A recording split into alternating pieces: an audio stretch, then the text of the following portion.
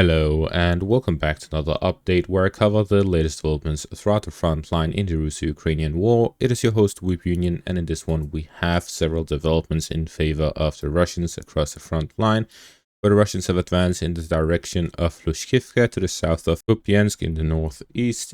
The Russians have advanced north of Chasiv Yar and in the southern flank of it in the direction of Toretsk within the city itself.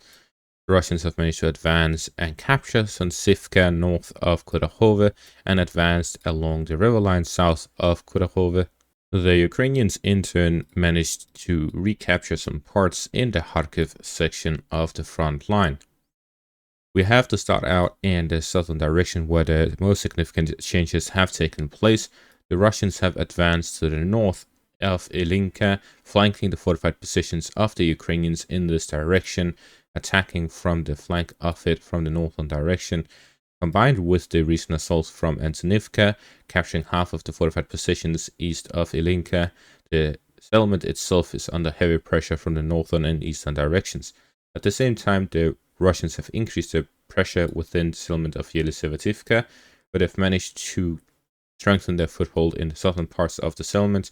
The Russians can make use of this to advance towards Ilinka from the southern flank as well, while at the same time the Russians are flanking the Ukrainian positions near Yelisevativka from the left flank of the settlement. The Russians are also slowly advancing in the direction of Vesely Height, so we see a lot of developments taking place across the front line here in the south. Moving up towards Kurakhove itself, the Russians have captured the remaining parts of the eastern residential area of Kurakhove. With this, the next stage of the fighting will take place, where the Russians will start the storming towards the apartment complex areas in the southern outskirts of Kurakhove and attempt a crossing across the forest line, river line here in between the eastern residential area and the central residential area of Kurakhove. This will likely consist of several assaults along the fortified positions to gain control over the outer, central, and inner circle of the Ukrainian defenses near Kurakhove, which were built since 2015, and at the same time fight alongside the southern outskirts of the eastern residential area and from the eastern into the central parts directly. According to Deep State Map, there are some assaults taking place across the river line where the Russians are moving through on boats. However, I've seen no evidence of that so far. At the same time, there's heavy fighting continuing in the northern flank of Kurakhove. The Russians have captured the southern parts of Sonsivka, leaving the western parts remaining under Ukrainian control.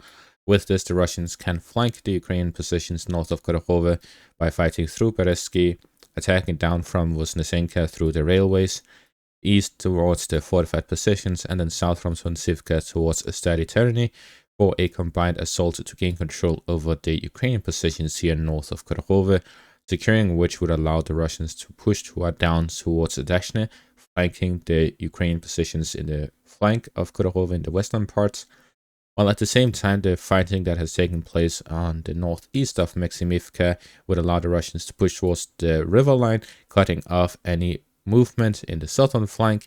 This would completely cut off Ukrainian forces within Kurakhove and in the pockets here in the south. Therefore, we have to keep an eye out on the northern flank and the southern flank here near the western parts of Kurakhove, where the main characters will be Stary Terny, Dashne, and Yantarne, as these three are the main exits from Kurakhove. Otherwise, the Russians may launch offensive operations in the western direction instead of going further south to secure the settlements of Slovyanka, Petropavlivka, Shevchenko, and then move on towards Andrivka and continue in the western direction before the Ukrainians consolidate their positions there. In general, heavy fighting continues in the direction of Kurakhove. In the Toretsk direction, there's been several advances by the Russians here as well. The Russians have broken through the Ukrainian defenses in the eastern parts of the city, moving towards Krymsk from both the eastern and western directions.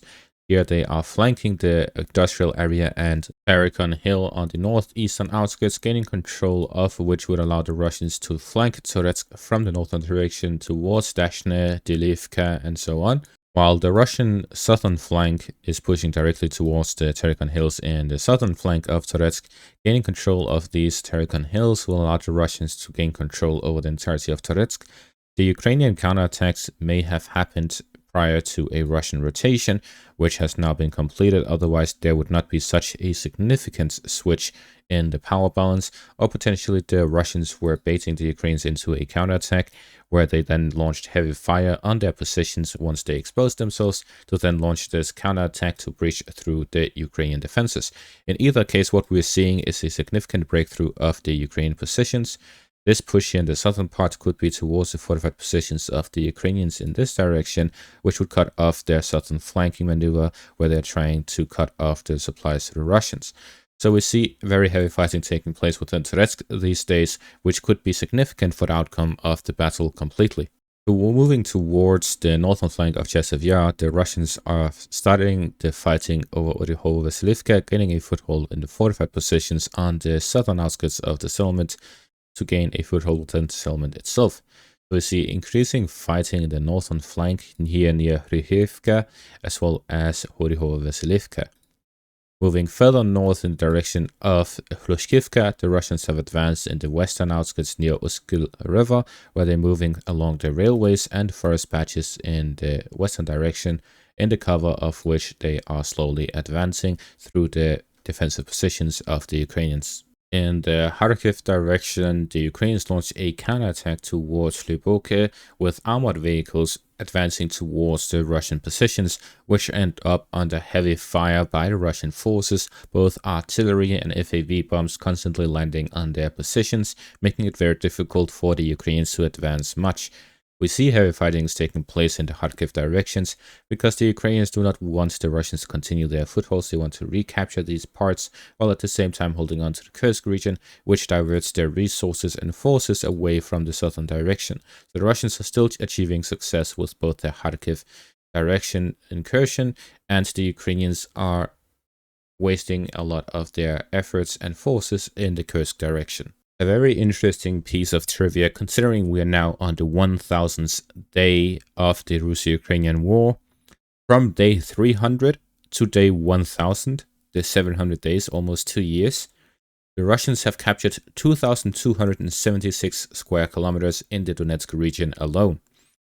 These 2,276 square kilometers have mostly been captured over the past 3.5 months. From the 1st of August until the 19th of November, the Russians have captured 1,500 of the 2,276 square kilometers in the Donetsk region.